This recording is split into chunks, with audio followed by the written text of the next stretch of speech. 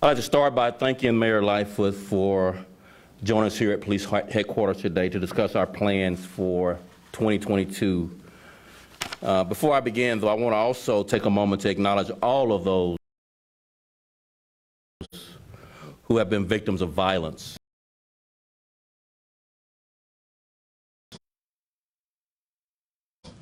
And the residents who have lost someone to violence. They are why we are here. We just met with our command staff to discuss our public safety goals. Moving forward for 2022, all of our efforts, all of them, are centered around making sure the people of Chicago feel safe and are safe. Our goals are guided by visibility, engagement, and collaboration. I'm going to repeat that. Our goals are guided by visibility, engagement, and collaboration. We are building on the foundation we have already set to be more present and visible and engaging in our communities. This does not mean just showing up when something bad happens. It means being present in our neighborhoods by being there when good is happening too. It is getting out of the squad cars, getting from behind the desk, and listening to neighbors, having a clear and open dialogue. Yes, it's about building trust. Focusing on 2022, the Chicago Police Department would expand our whole of government public safety approach, health care approach to public safety. What I mean by this is that we will be working side by side with our city and community partners to include wraparound services, affordable housing, quality mental health care, and drug treatment services.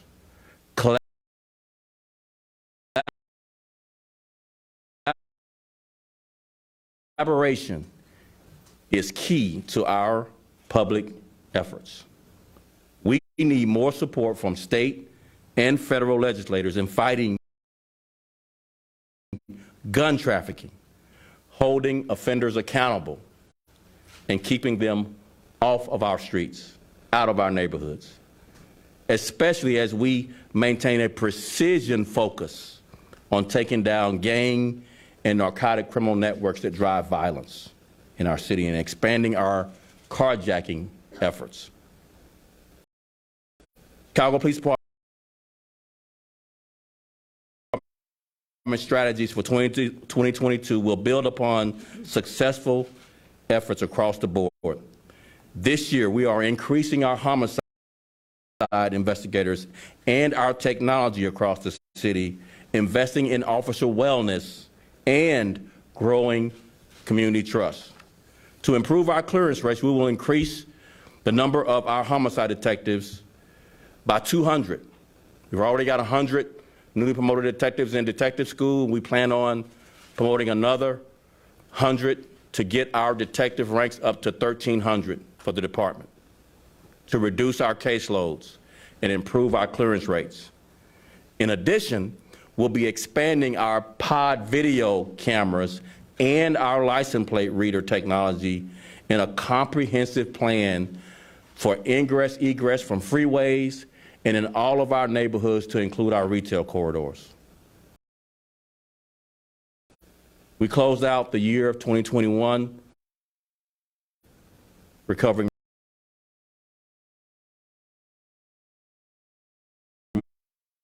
force and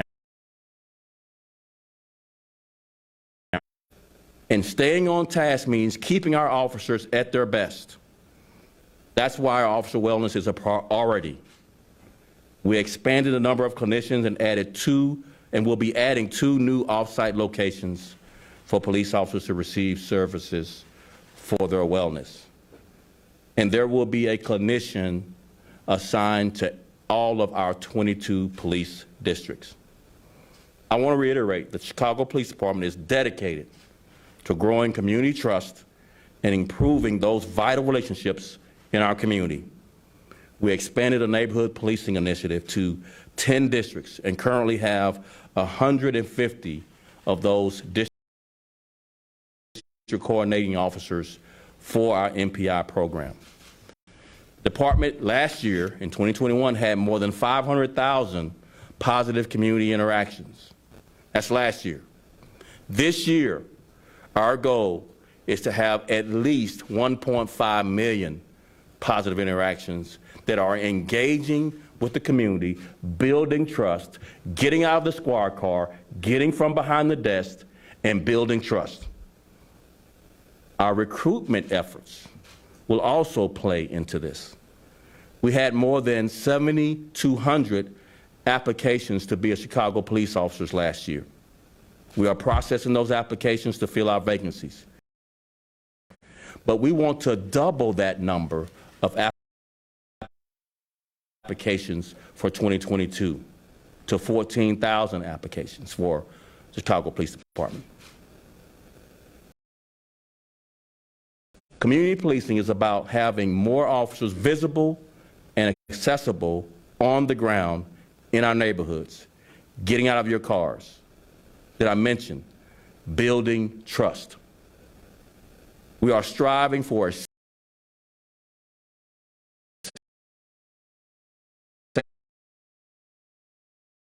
safer Chicago and a more transparent Chicago Police Department, a transformed department with a changed culture. CPD achieved the highest increase in consent decree compliance during our most recent monitoring period compared to previous monitoring periods. We will continue to change the culture of the Chicago Police Department through reform with even greater compliance with our consent decree. A whole-of-government approach to public safety that includes a public health is essential to those efforts, and that's what the Chicago Police Department is doing. So with that, I want to thank our Chicago police officers for getting up every day, every shift, and serving the city of Chicago every day. It's no small task, no small sacrifice, but the men and women of the Chicago Police Department work around the clock to make our neighborhoods safer. It is the most challenging, difficult, and dangerous time to be a police officer in our country. With that, it's my honor to introduce the mayor of the city of Chicago, Mayor Lori Lightfoot, to speak on our efforts and the work ahead. Mayor. Thank you.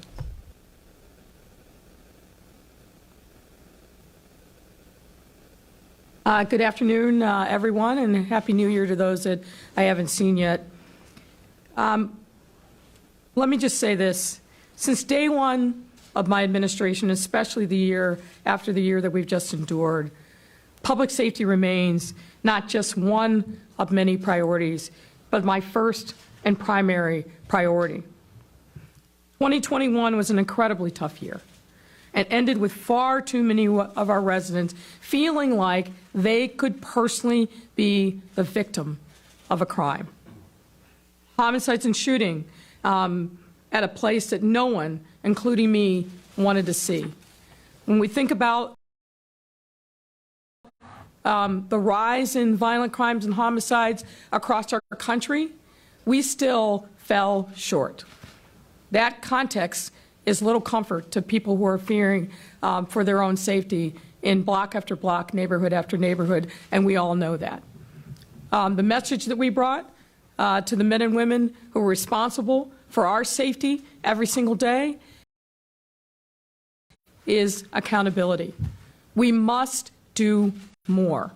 Our residents have a right to expect that they are going to be safe in their home, in their car, while they're at work, while they're shopping, while they're living their daily lives. And we have to hold ourselves accountable about that in a moment. Every single day, I push myself and everyone around me to step up and do more. And the message that I brought to the police department leadership is that if you don't go to bed every night, and if you don't wake up every morning thinking about what you can individually do more to make our city safer, you're in a wrong job. Our police officers are truly heroic. That's not just a pleasant notion. It is the fact. They work their tails off every day, every shift to bring safety to our city. But as leaders, we have to recognize we are nowhere near where we need to be. We are nowhere near where our residents want us to be, and we have to step up and do more. So I carry the conversations, and usually they're in tears, with the victims of crime. I carry their voices, their comments, their trauma with me every single day. And what I said to the command staff is we cannot live in a world where residents of neighborhoods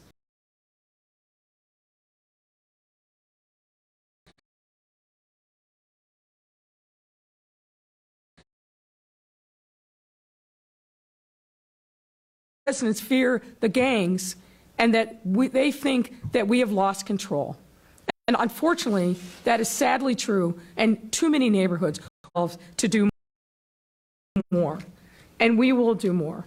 The superintendent talked about some of the things that we're going to be doing to add resources to the department to make sure that we take back the street from the violent, dangerous people who are our common enemy, and we must execute on these plans with fidelity. So first, as I said, there's no doubt that our common enemy are the illegal guns and the violent, dangerous people who use them without any regard for the sanctity of lives, the precious lives of our children, our youth, our elders, and other innocents. Our city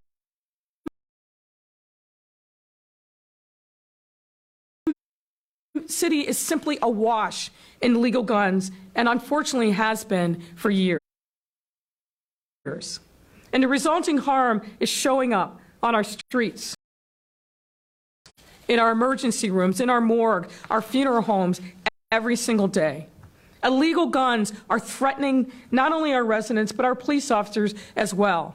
In 2021 alone, 76 police officers were shot at or shot. And for the sake of the lives of our residents, as well as the lives of our police officers and their families who depend upon them every single day, we have to do more to take the heart out of the illegal gun trafficking that is putting illegal guns into the hands of dangerous people who don't care about who they kill, harm, or maim. We have to end this. So to address this issue in 2022, CPD will continue utilizing dedicated gun teams to seize guns and find and cut off their sources and supplies. Just got an update on many of these cases, and there's a lot of good work that's in progress, I can assure you. We also have to lean in to our partnership with the ATF and other federal agencies, state, county, and local law enforcement, and federal prosecutors. Second, we must, behind those illegal guns are often gang members who are walking the street and wreaking havoc in our neighborhoods. Not only are gangs a major source of violence in our communities, but they continue to prey upon our most vulnerable residents. You've heard me say this before, but in too many neighborhoods, gangs are targeting young boys with promise, young boys with a whole history and opportunity in front of them, but they're targeting with false promises of wealth, an easy life, and a sense of purpose and belonging. We've got to disrupt those efforts to recruit our young boys into gangs that we know ends in a life of misery, either jail or death. They're exploiting the vulnerable who are addicted to drugs, and with increasingly lethal drugs laced with cutting agents like fentanyl. We've got to support those individuals and make sure that we provide sufficient addiction recovery resources all across our city so we cut off the market for the illegal drugs. This has to happen.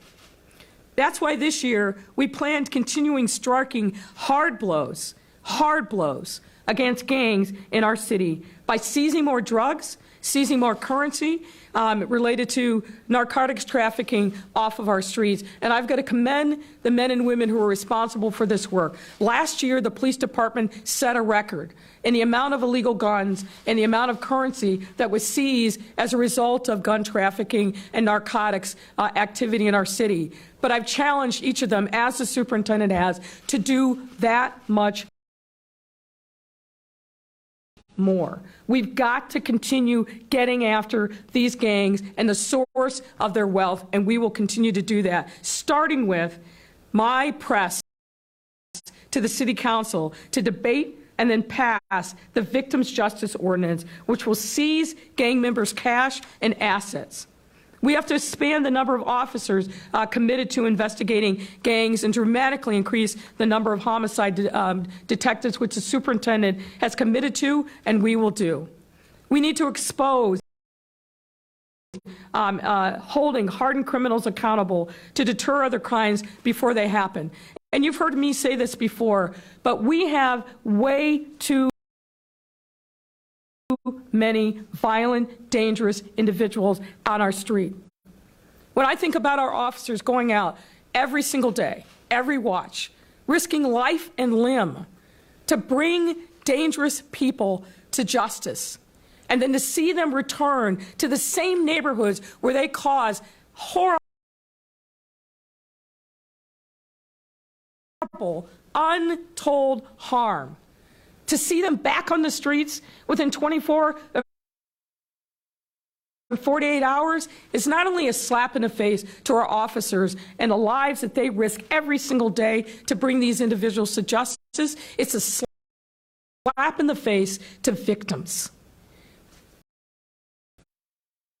I want the people who think it's a good idea to have 2,300 violent, dangerous people out on our streets right now as we speak. People charged with murder, attempted murder, kidnapping, carjacking, rape, and other crimes of violence. If you think that that looks like criminal justice reform, then I want to talk to you, because frankly,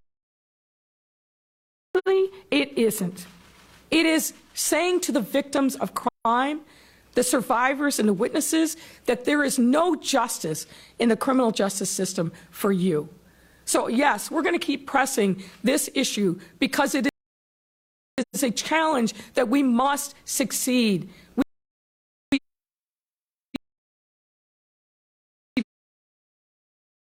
We've got to hold violent, dangerous people accountable, and no time like the present to start. It makes no sense to keep returning these people over and over again. Last year alone, the Chicago Police Department arrested 133 individuals, many times with ankle bracelets on their ankles, who committed another murder, another shooting, another crime of violence. When is the criminal justice system in this county going to wake up? Well, I hope that you will all join me in talking to not only the courts, not only Chief Judge Evans, the presiding judge of the criminal courts, but also Cook County commissioners, in saying enough is enough. We've got to do more to hold these people accountable. And if they're back out on the streets after committing horrible crimes of violence, we are sending a message to them that they are free to go about their business and do it again and again and again. And that cannot be what we repeat over and over again in the year 2022. But we also know that aside from doing these things in the immediate term to make sure that our residents are safe, we've also got to make the long-term investment so that we create opportunity and hope in too many communities where desperation is the prevailing sentiment. I said this before.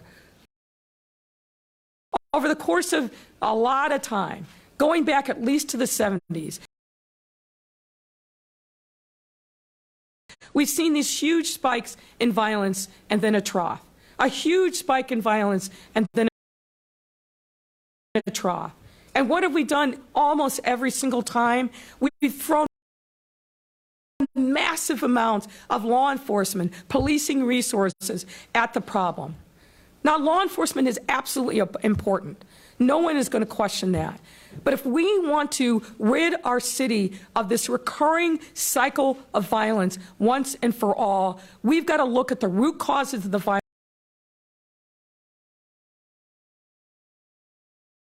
and make the investments there.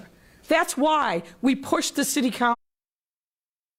council to pass a budget that includes $1.2 billion in investments in 2022, the vast majority of which are gone to quality of life issues like affordable housing, like mental health care, like reaching out and providing supports to our young people and their families. If we make those investments in our people and places at the earliest point in a child's life, we are going to break the cycle that we see of violence once and for all. And I am determined to do that. It can't just be on the backs of law enforcement alone. We all have to step up in a whole of city approach, not just city government, but I'm calling upon members of the faith community, members of community-based organizations, life of my community. If we make those long-term investments and we follow that plan with fidelity, we will build the foundation and a bridge to a peaceful Chicago that has eluded us for the last 50-plus years. That is a long time to think about accepting a level of violence that we have grown to accept that is absolutely unacceptable in this day and age. But without making those long-term investments, we're going to be tilting at windmills. We will never get it done. And we've got the tools and the resources now with the federal dollar.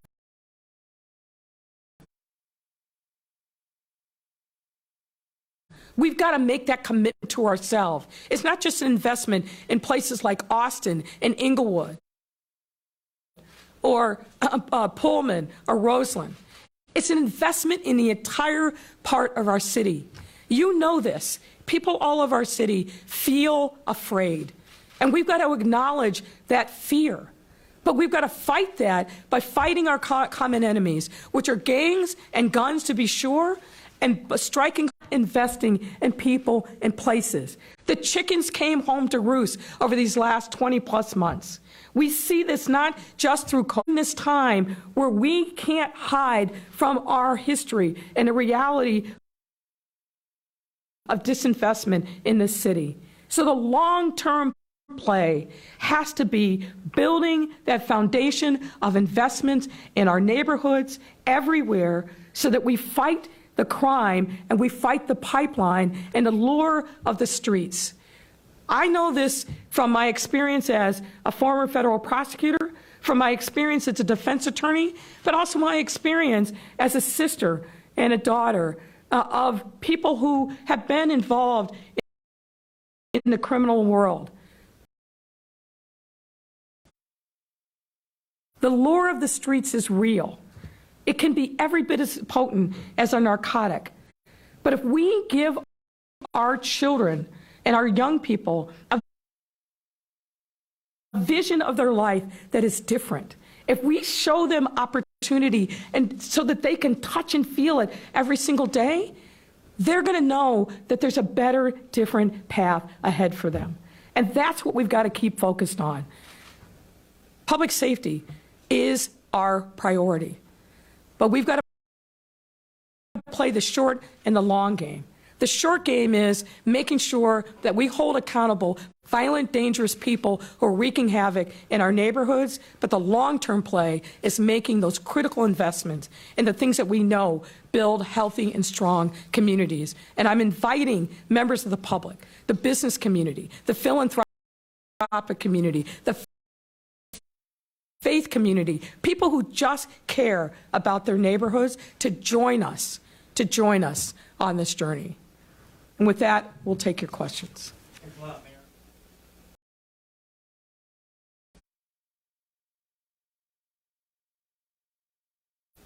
Questions for reporters.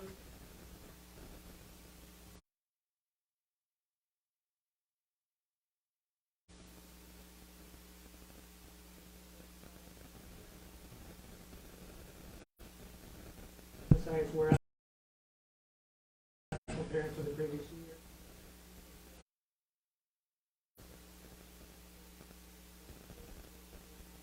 That's right. Now, all the numbers, the positive numbers.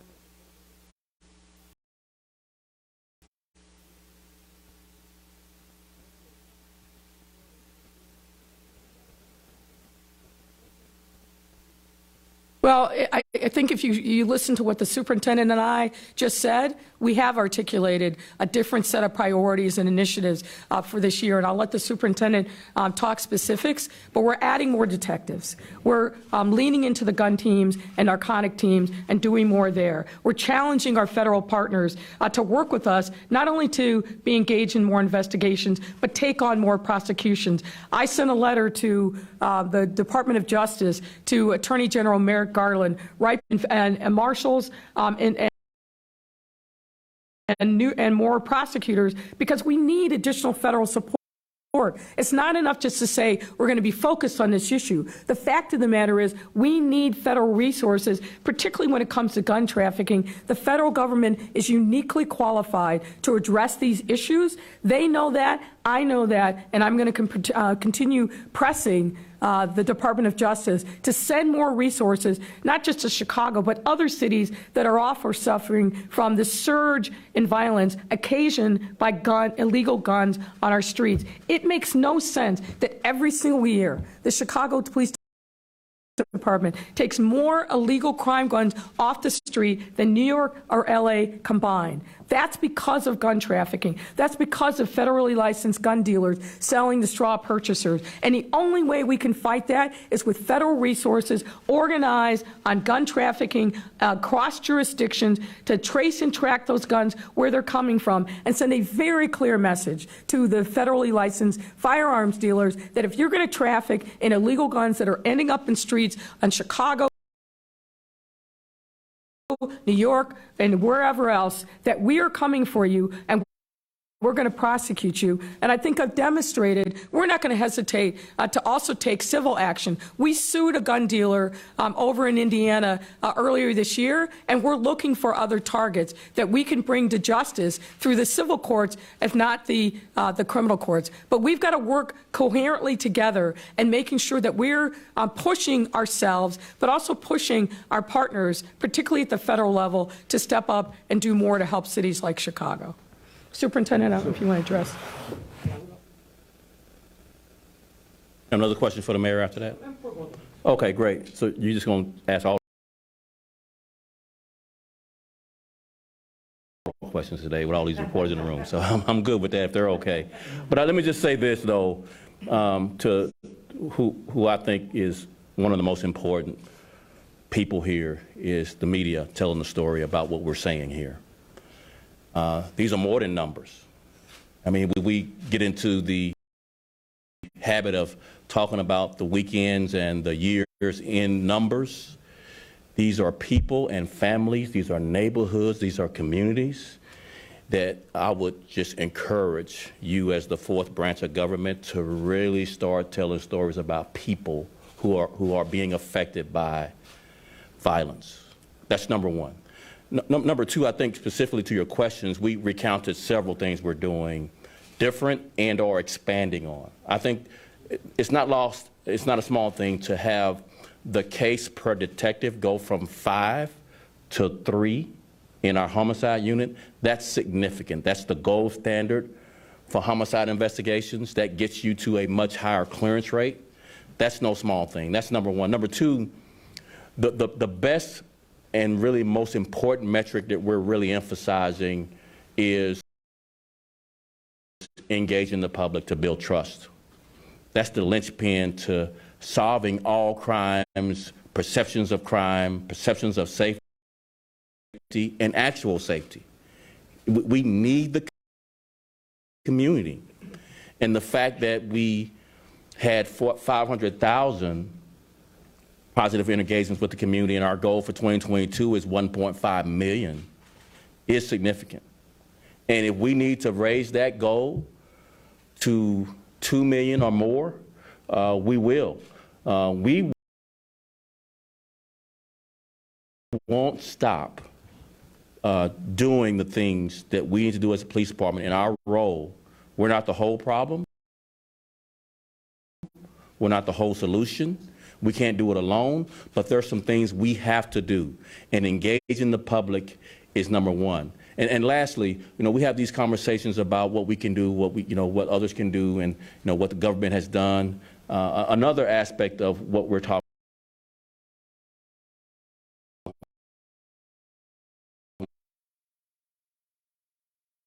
about is the criminal offender. We never talk to them directly. I just want to say a few words. You think we just going to let you get away with killing people? You think you're just going to carjack people in this city and get away with it? Smash and grab our retail, these small businesses who work hard for the products on their shelves? You think you're just going to get away with that? We're coming after you. We're going to hold you accountable, and we want to keep you in jail. Habitual, repeat offenders need to stay in jail once we capture you. But we're not just going to let you get away with this. It's not over. You may think it's over. It's not over. Our investigators are relentless in pursuing you. We have cases coming forward on both carjacking, organized retail theft, and homicides, but we are going to bring you to justice. You didn't get away with anything. We are going to be relentless, and we're not going to let you ruin this city. We're not. When I say we, I'm saying all of Chicago, including this police department, all the faith leaders, all the stakeholders, all the business people, all the block clubs, all of the beat meetings that we have. We are not going to let you do this to this city and not be held accountable, period. So again, as the fourth branch of government, like Thomas Jefferson said, I'd rather have the free press without government than government and no free press. You have a role to play in telling these stories differently than you had by just counting numbers.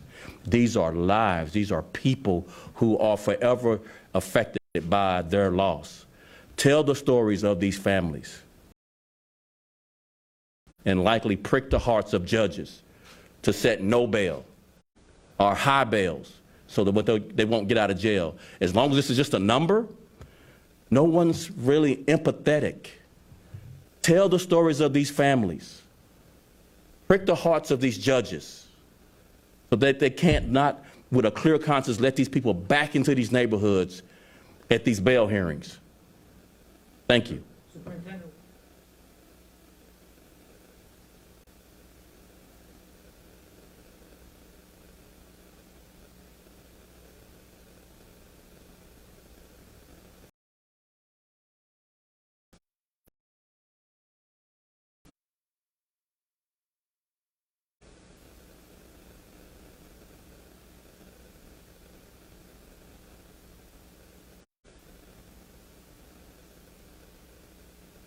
We're dedicated. We're committed. I think one of the things that best answers your question, 76 officers were shot at or shot. Ella French was murdered. She was murdered in August. In August, we had taken 8,000 guns off the streets. You would think after one of your beloved officers is killed, that officers would just quit and say, man, that's too dangerous. I want to go home to my family. After Ella French was murdered, our officers took another 4,000 guns off the streets of Chicago. That's how we're going to convince people we're dedicated and committed and earn their trust and change their perceptions of safety. That's how we're going to show Chicago that this department they can be proud of. They can be proud of it because we'll risk everything for you. Everything. You had a question for the mayor? All right. And others have questions, brother. I'm sorry. Hi, Cheryl.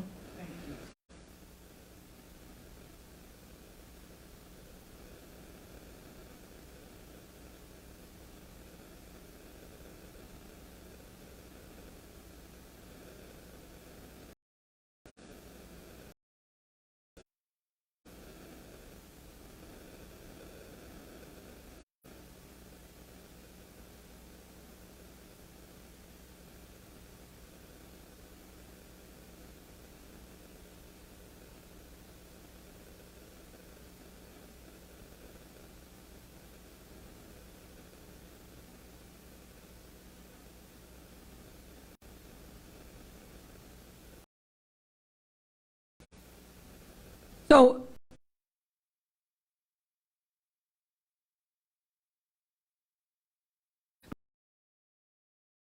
nobody here believes that because you're poor or because you're working class, that we got to turn Cook County Jail into a debtor's prison. We know the stories of what that leads to. That's catastrophe on an individual basis. That hurts families. That's not what we're talking about. And I don't think the notion of bail reform is consistent with what we're saying, which is, I'm sorry, murderers, rapists, people who are carjacking with guns should not be out on the street. Let's go back to kind of first principles. When we think about electronic monitoring, right? Electronic monitoring was a program designed to free up from the jails people who were nonviolent, who were going to get support by supervision in the community. That's not what's happening in Cook County. We're just dumping people out on the streets without any kind of community supports or supervision in the neighborhoods. If you do look at what the pre-COVID numbers were for the EM program and you compare it with now, I think the superintendent has used the word explosion, and that's correct. We had about 1,200 people that were on EM pre-COVID. We've got 3,300 now. The vast majority of them, over 2/3, are dangerous, violent criminals. I'm talking about what the lead charge is: murder, attempted murder, aggravated battery with a firearm, felons in possession, kidnappers. I mean, the list goes on and on. It is mind-blowing when you think about what has happened under the moniker of criminal justice reform. That is not criminal justice reform. What that is making our people.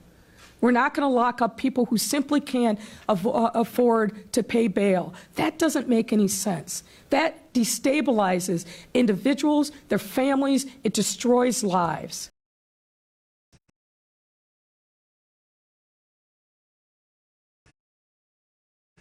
But yeah,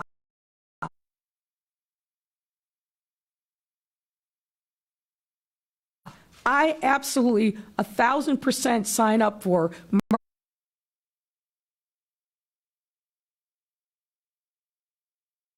insane. Let me share some numbers with you, and this is from the Sheriff's Department's EM list.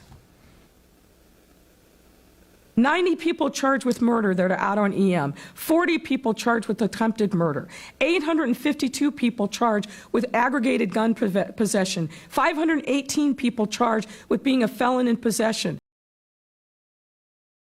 191 people charged with violence, 23 people charged with vehicular hijacking, 7 people charged with kidnapping, 15 people charged with aggravated kidnapping. You tell me, sitting there, do you feel safer knowing these numbers? I don't think any sane person does.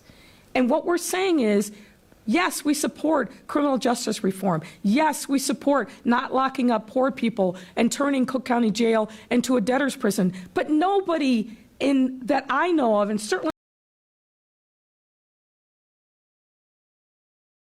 on this side of the podium, thinks it's a good idea for our officers to be out there on every watch, risking life and limb, and letting these violent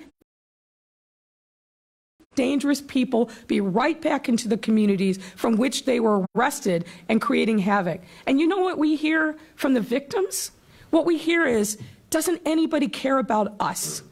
Doesn't anybody care about the fact that we don't feel safe when we see the person who just shot up our neighborhood, who I mustered the courage to go to the police and identify, and then they're right back on the street walking biggest day as if there is zero accountability?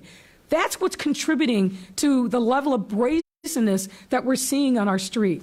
Now, I am willing to work with our county partners. I've made a commitment to do that. I've made a commitment to bring city resources to all of these people, including juvenile offenders, so that there is a sticky handoff from the jail back into the community, because a lot of these young men, they want to come home from the streets. And we can, if we work together, to provide them with support in the community. But to turn a blind eye to what's going on in the criminal courts and act as if harm that they are doing every single time that they let one of these violent criminals back out on the street, which is precisely why I called for a moratorium. And people say, oh, that's unconstitutional. I beg to differ. This lawyer looked at the state statute, and this lawyer knows that one of the elements that judges are supposed to consider in making a bail decision is community safety. What is going to be the impact on the community of this person going back and being out on EM?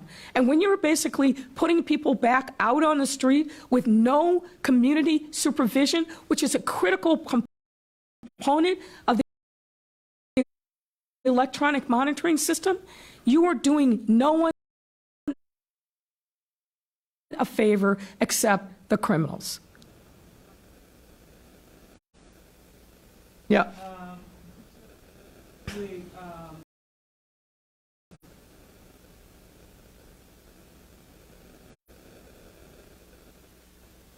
Yep. For anybody to do any kind of thing.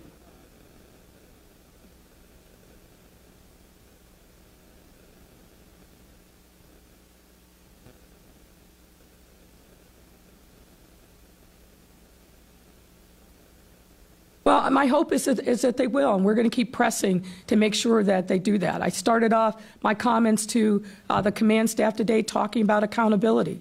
No one can be comfortable with the way that we ended the year, with the number of homicides that we had, more than New York or LA, two cities that have multiples in size of our population. Now, they all had an increase, but our number is staggering compared to that. So that's the benchmark that we have to fight against, not what we did in 21 or 20. We got to get back to what we did in 2019. And that means that there's got to be a lot more accountability. We brought that message loud and clear to the district commanders, to the deputy chiefs and the chiefs.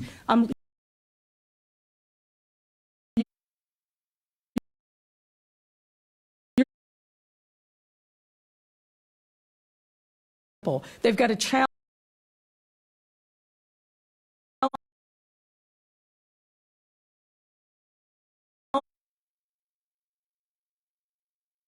the members of the department to step up and do more. And we're going to hold people accountable. I'm holding myself accountable. I'm holding my senior leadership team in the mayor's office accountable. We all are accountable to the residents of the city to do a better job in bringing down the violence that is terrorizing our city. And let me just step back and say this. 2021, there was a lot of great things that happened in Chicago. We had the lowest unemployment rate. We've had the largest amount of what we call pro-Chicago decisions made by businesses that could be anywhere in the world relocating to Chicago in the middle of a pandemic, or businesses that are here expanding it, 172 by year's end. More venture capital money than we've seen ever, over $7 billion. The list goes on of accomplishments. But all of that pales when we have this stigma of being a violent city. Everybody has to understand that. People all over the city are working their tails off to create a better life for themselves, for their families, for their employees. All of that will be for naught if we do not get the violence down. So I want everybody who is listening, I want everybody to know every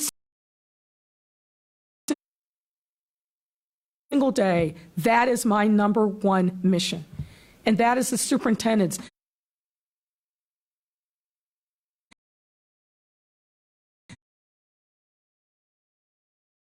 number one mission. And the senior leadership that is here, those positive community interactions led by now Chief Nieves, congratulations, sir. Why is that important? Navalis, I'm sorry. Why is that important? It's important because we don't solve crime if the people don't trust the police. That's right. Every single homicide that's been solved is a result of great detective work, use of technology, but the secret sauce is people believing in the, whether it's a homicide, whether it's a break-in, whether it's a rape or something else serious. But we can't get there unless we're positively interacting with the police. The police have to show up, not just when there's an emergency with lights blaring. The challenge that the superintendent has issued to the department, do 1 million more than what you did last year. That's a good challenge. And frankly, it could be a little higher. But I'll start with 1 million more positive interactions with the community, because that's going to pay dividends in the long run.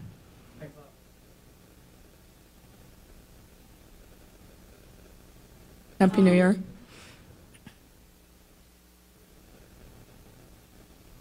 Yes.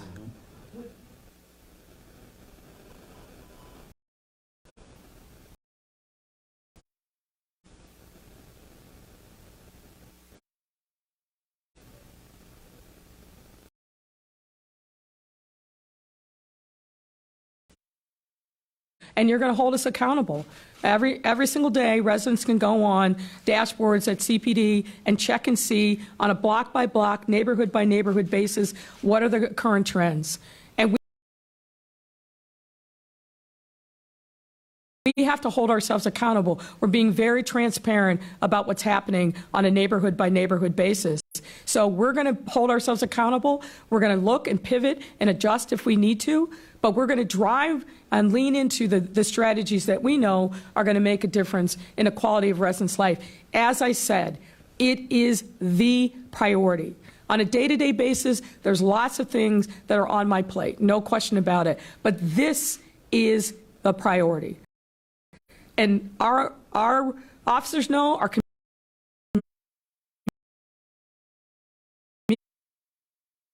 community-based organizations know, our street intervention folks, they all know this year is make or break. We've got to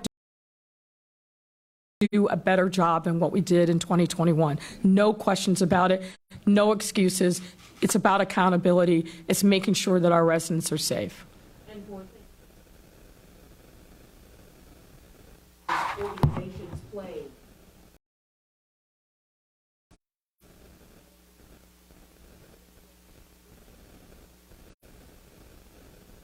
Yeah.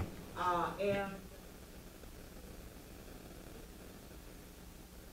Right, I'm a big advocate of violence interrupter street outreach. We work with them. I personally have scheduled calls with them. We need to figure out whatever the funding mechanism in the nonprofits for scaling their capacity. You know, the city government has done their part in the commitments of real dollars to this effort. We need our philanthropists in this city, and we have many, to step forward and help these nonprofits with more and more funding toward salaries for capacity for street outreach. They make a real difference, but they just don't have the capacity to be in all the neighborhoods and communities they need to be in on a round-the-clock basis. These are interactions they need to have at 2, 3 o'clock in the morning, 4 o'clock in the morning, and sometimes turn right back around and have those same interactions at 2 p.m. in the afternoon. So it is a 24-hour cycle of the work the street outreach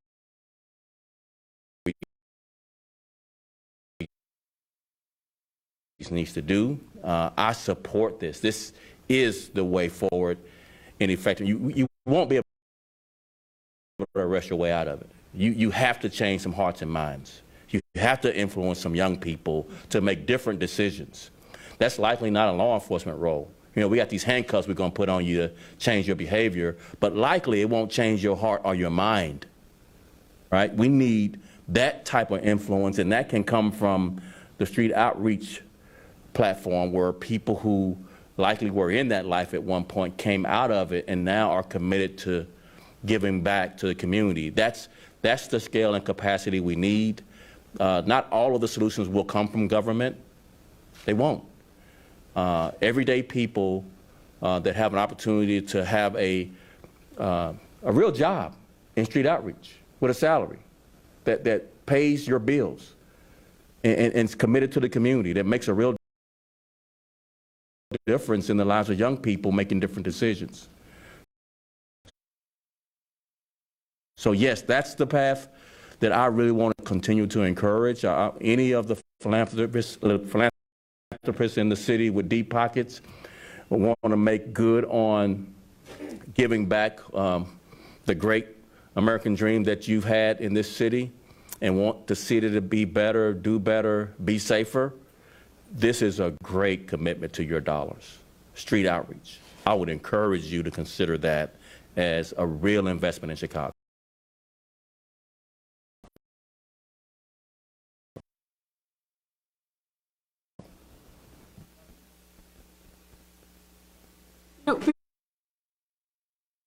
Before I take your question, can I just follow up on the point that Evelyn made? As you were asking the question, the superintendent was talking, it reminded me of one of my last cases when I was a AUSA. I was prosecuting a very violent crew that made its money by robbing stash houses. And these individuals were sick humans who tortured the people that were guarding these stash houses. And one of the individuals that was part of the crew, it was a team of FBI agents and CPD that recruited one of the people in the crew to turn his life around. Now, I will tell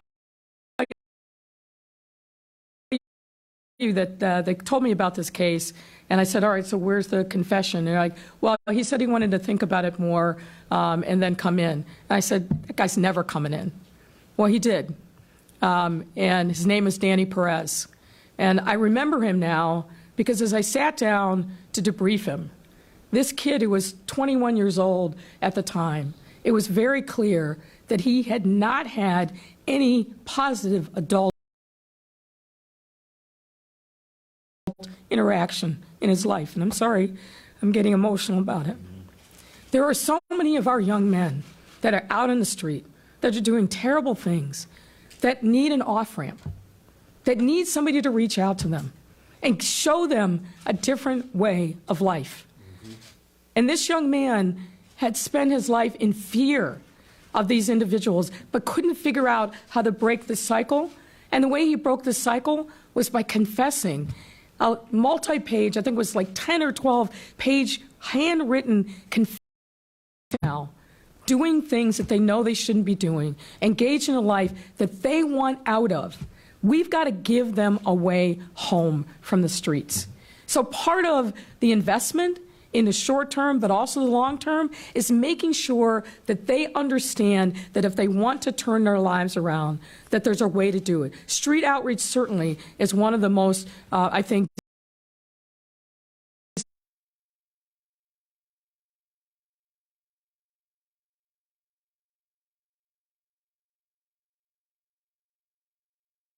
so we see more Danny Perez's coming home from the streets. That's what I would love to see. I think about that young man almost every single day and wonder what's happened. He got a 15-year sentence because of his cooperation, gave up several murders, put these guys to federal prison for the rest of their lives, which is where they deserve. But he did that at great risk to himself because he wanted a way to come. Go ahead.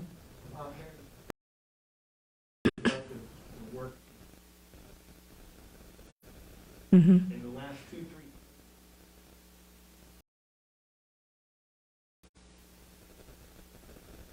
policy, towards narrowing that policy. And appetite.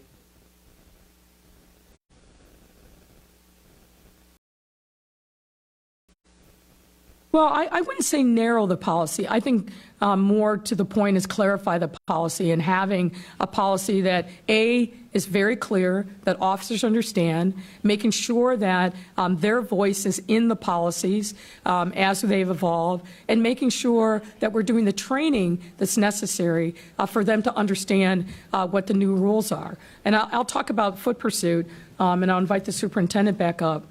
You know, as a candidate, I flag foot pursuits as one of the things that I think the consent decree frankly failed to properly address. It put off in 2018 to 2021, even in,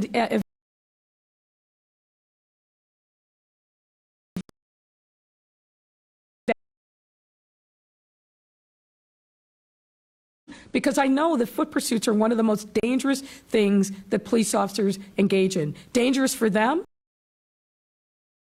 They often get separated from their partners. They're running around dark alleys, not knowing what's behind every corner. Dangerous for the person that they're pursuing. We've had way too many cases where an individual gets shot in the back by an officer who's hyped up and chasing them, but also dangerous for members of the public who are also at risk when a foot pursuit happening. So for safety of all officers, the individual being pursued, and members of the public, we have now put forward a foot pursuit policy that I think makes sense and reflects feedback that the department received. And I got to credit Bob Boyk and his team, who heads up all of our constitutional policing work.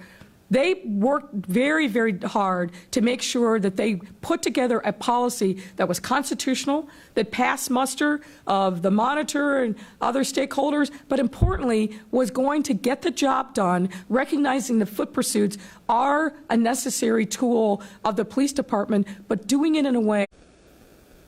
Yeah.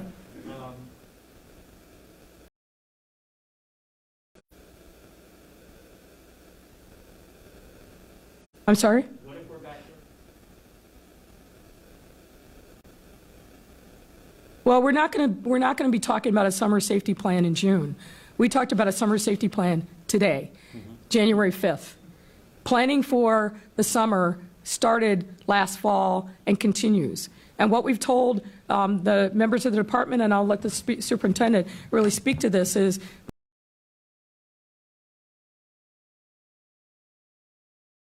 and there's a lot of data around that. There have already been planning sessions that took place before the holidays with the districts, frankly, that were most challenged.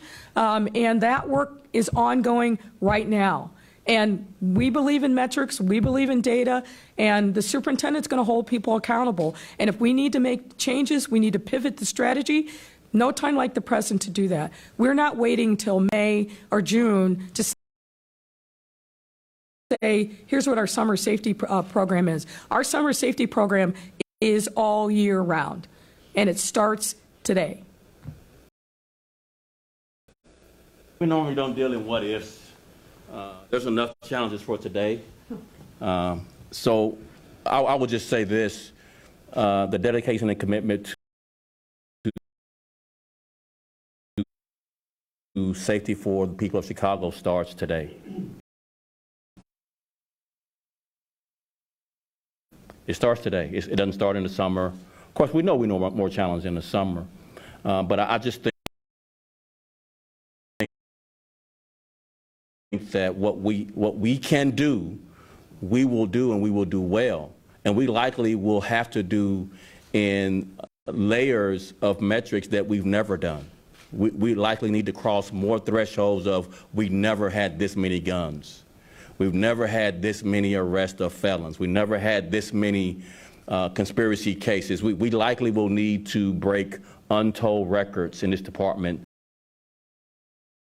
to turn the tide, and we're committed to doing that. We're setting that as the goal every day. So we have the end of the year goal, and we divide it by 365. So what do you have to do today to meet that goal? Today. And if you can't meet it today, are you the leader for this department? or do we need to change leaders? Because we have to make Chicago safer. We have to. There's no wiggle room for the faint of heart as a leader in the Chicago Police Department. So we're dedicated and committed, and we just don't deal with what ifs. It's today. Today starts the day to make Chicago safer.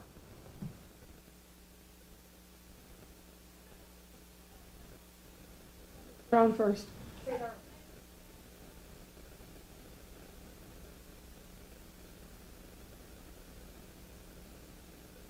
Well, let me say this.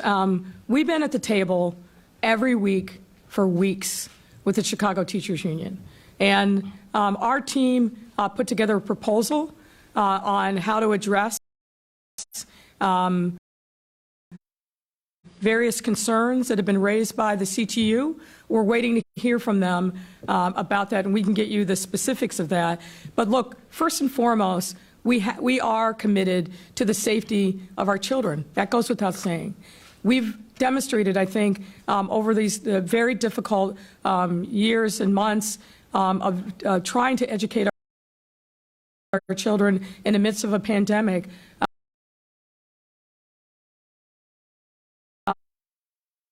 A couple of things. Well, first, $100 million plus in mitigations that were put into the schools, and we continue to do that. That's everything from ventilation to HEPA filters in classrooms, partitions, masks, safety protocols. Each school has a safety committee made up of all the relevant stakeholders, including teachers. We expect those safety committees to do their job and raise their hand if they're seeing specific issues. We're going to continue. The safest place for our children to be is in a classroom every day. We should remind members of the media in particular, because we're not seeing this in the reporting on this latest conflict. What happened when we went to all remote learning, as the CTU leadership is challenging us to do? What we saw is 100,000 children, particularly among black and brown children, that were disconnected from the system and learning. We saw a threefold increase in the number of failure rates among elementary school children. Not only that, we heard from parents school and not go to work. These are hardworking families, many of them single-parent households that have to go to work in order to keep the lights on and keep themselves in homes. And we know that remote learning was extraordinarily disruptive to them. There was a letter to the editor in the Sun Times today from a parent who talked about the fact that many parents lost their jobs when we went to remote learning because they had to stay home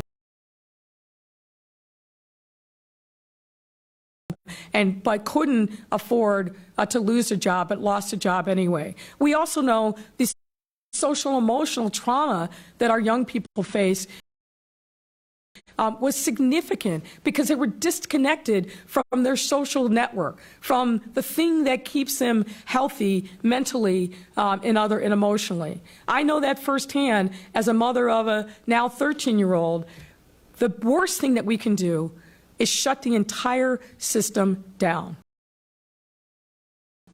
What we ought to be focused on is working collaboratively, working together. And what I would love to see the CTU leadership do is not try to force an illegal work stoppage. What I'd love to see them do is work hand in glove with us to get our kids and their families vaccinated. And the thing that's different now than about previous times where we've seen surges is we have Omicron differently. Meaning it's not one size fits all. We're in a world where there are some schools where a significant portion of the student population is vaccinated. To act more tactically, strategically, and target the resources where they are needed and to support those schools that are having challenges. We know that this is disrupted. There's massive community spread of the Omicron variant. But where it's affecting people most, and the data is laser focused on this is the people who are unvaccinated. So where we should unify is around getting the message out to parents that they must get their children vaccinated. When we closed CPS for a day, when vaccinations became available for 5 to 11-year-olds, CEO Martinez said this, and I believe it's true. It's an investment not just for this day, not for this moment, but for the entire school year. That's what we ought to be focused on. The thing that brings us together, because in the school setting, our common enemy is the virus, and our solution is the vaccine, the vaccine, the vaccine. Yes. Yep. Why?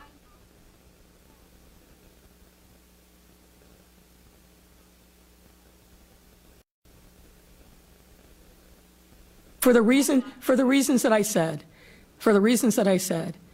if we pause, what do we say to those parents who can't afford to hire somebody to come in and watch their kids, who can't ship their kids off to some other place? What do we say to those students who are already struggling? You know, I want to emphasize that back. We're about 85% recovered, either kids have graduated or we've reconnected with them. Why on earth, when we don't need to pause, would we pause and risk falling back into the same old trap? Achievement gaps are real, and they are affecting kids of color at an exponential rate. So anybody who's talking about, why don't we just pause? This isn't college. This isn't some other business where you fully function without the need of support. We're talking about 5-year-olds. I remember going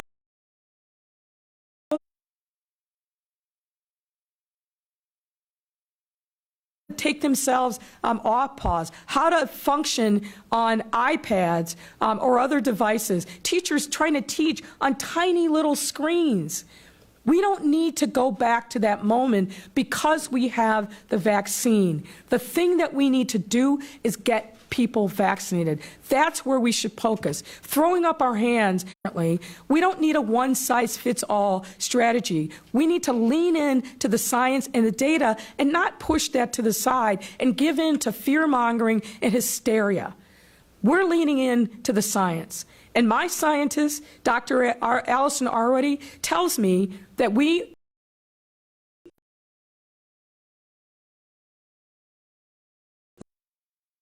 the schools are safe. There's no reason to shut down the entire system, particularly given the catastrophic consequences that will flow. 1 week, 2 weeks, it doesn't matter. That's not where we need to be spending our time and energy. We need to be working together and get our kids vaccinated. We need to support those families that are seeing challenges, and that's exactly what we're doing. We're getting them additional testing resources. We're getting them masks. We're doing everything that we can to educate them. But right now, what we need to do is make sure that we have a healthy system and keep it open, because that is what's in the best interest of our children. Study after study has shown that, both of CPS, of the Archdiocese schools, and across the country, schools are safe. They're not a significant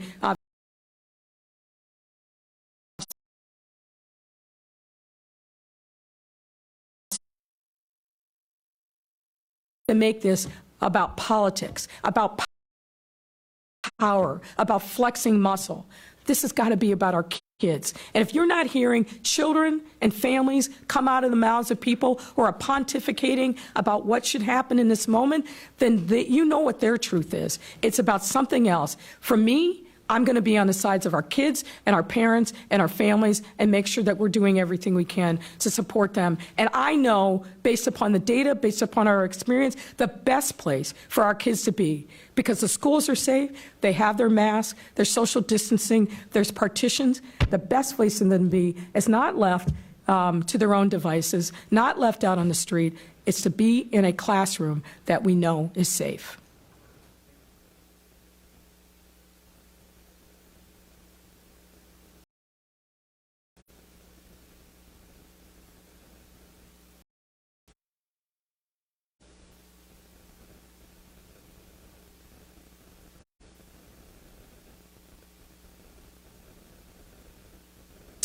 So 100 should be completing their class here in mid-January, and then we'll promote another round to get to our number.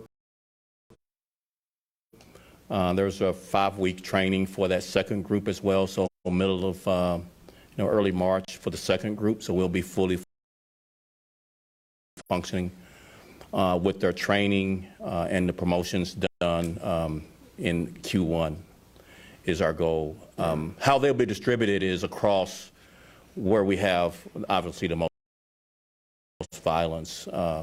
We're focusing on these new promotees to be in violent crime units, prioritizing homicide, but also robbery, aggravated assault units, as well as criminal sexual assault. And areas 1, 2, and 4, as you know, have actually the largest portion of violent crime, so that we'll use that percentage basis to assign these detectives. So I hope that answered all your questions. Yeah. Sure. And then with regard. Yeah. Yeah. Yeah. What? So we made those changes and had this discussion about what needs to happen to really fill our vacancies over a year ago. And what we concluded was we need a dedicated recruiting team. Never had one here in Chicago Police Department. So we interviewed, selected the best candidates, and we've had a dedicated recruiting team on the ground since last June of 2021. And so that 7,200 applications we have, that's 6 months of this dedicated recruiting team recruiting. Yes. Yes, we had no dedicated recruiting. Part 2 of our strategy is a everyday online ability to test for applicants. We've never had that. So we hired a vendor and built an online portal to test online with the confidentiality and vetting to, without cheating and et cetera, to the test. So that'll be available all year long, whereas that's been available maybe for the last 3 months. So we think we'll have an ability to have applicants test anywhere in the country, really anywhere in the world, if they want to be a Chicago police officer, as well as our dedicated recruiting team going to military bases, job fairs, historically black colleges, universities, recruiting Hispanics in those parts of Illinois and the rest of the country where Hispanics live that might be from Chicago but live somewhere else and want to come back home and want to be a Chicago police officer. So all of that, as well as in-person tests. So as you know, we held in-person tests for the first time the last half of 2021. We didn't hold any in 2020 or the first half of 2021. So we hope to hold multiple in-person tests this year, as well as the online, as well as the dedicated team. So we feel confident we'll get our 14,000 applicants, and then the vetting process, background investigations, and power tests comes into play to vet the best candidate that's representative from a demographic standpoint. We're prioritizing diversity as well with this hiring push to get the best candidate in the door in our academy to fill our vacancies. Yep. Is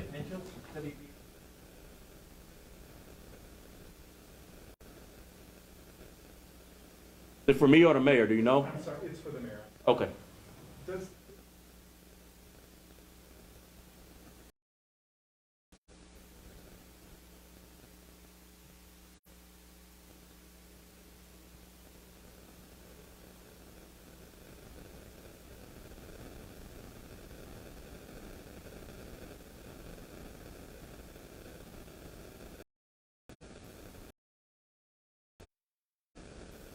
If they're charged with a violent crime, absolutely I do.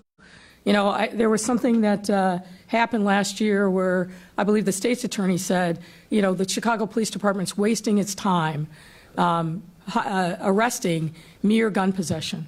Well, mere gun possession means we haven't caught them. Illegal gun possession is illegal gun possession. That is a precursor to other crimes. Every single person that Chief Dinahan and his team are investigating for violent crime has multiple arrests and or convictions for gun possession that leads to something else. So it's like the gateway. The illegal gun possession is not simply grandpa with his firearm they brought home from the war. These are young men who shouldn't be possessing illegal firearms, and illegal gun possession is the thing that is driving violence in our city. Over 90% of our homicides are related to illegal gun possession that's being used in a way that harms. So yes, I do. They are included on that list.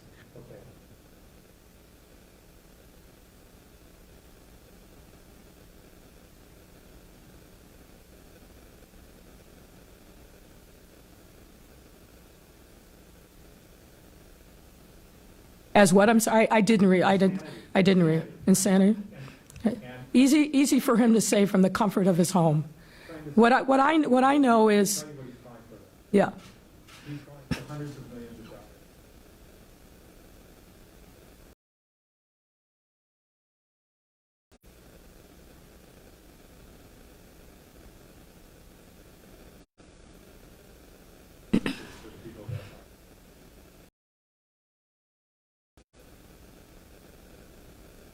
So, in other words, defunding the police. Well, when you say allowing the police department to shrink, when you mean that we're going to stop hiring personnel and we're going to shrink the department through attrition, that's defunding. They may be trying to dress it up in some other name, but that's defunding. I categorically reject defunding the police. And I don't know any person who actually knows anything about policing and crime in our city that would support defunding the police. So if that's where he's at, I'm on the other side of him.